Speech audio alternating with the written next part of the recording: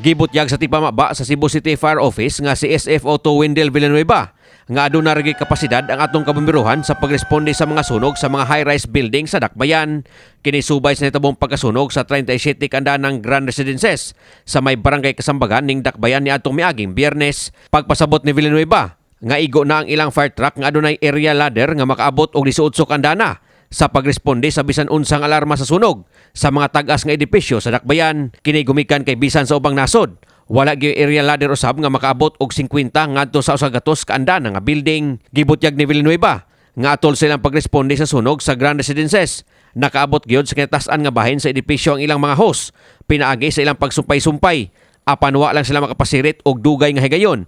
Gumikan kay ilar usab gipanaog dayon ang ilang mga sakop sa kahadlok nga posibleng matrap sa edipisyo. Gihulagway ni Villanueva nga usa ka lahi nga alarma ang sunog nga maigo sa Grand Residences. Sanglit inay nga gikan sa ubos magsugod nga mo'y sagad mahitabo sa mga sunog. Nagsugod kini sa kinibabuan nga bahin sa edipisyo ug minaog sa ubos nga andana. Karon daw sab makaresponde ang atong kabiruhan og sunog sa usa ka edipisyo nga wa pa mahuman og trabaho. Nakatampo matud pa ni Villanueva nga midako ang kayo sa edipisyo. Ang walay mga fire safety measures sama sa sprinkler o fire extinguisher.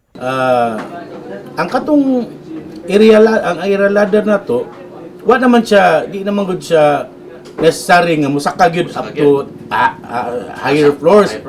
Ang concentration ato, ug niyo makita gani sa video, diha ra sa parking area.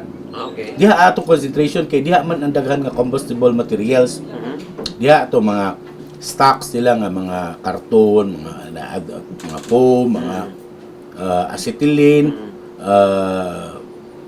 pintal, uban pa.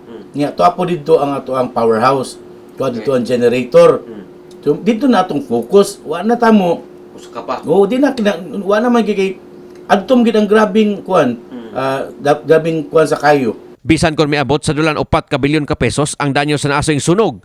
Mapasalamaton gihapon si Villanueva nga wa gyud makalabang sa tubad nga edipisyo ang kayo. Wala usay na angol o nakalas atol sa hitabo. Lakip na ang mga responding personnel. Nagpadayon pa karon ang ilang pagisusi sa posibleng hinungdan sa sunog.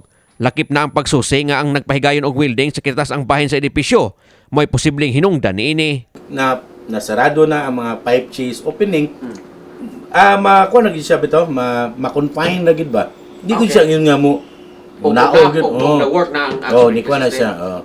Niya, siyempre, kaning mga tag-as nga building, naman ni sila fireman's elevator. So, ato, natin access na dito niya, which is, wala, di pa na to, magamit na atong sunuga kay, wa pa gid siya mahuman.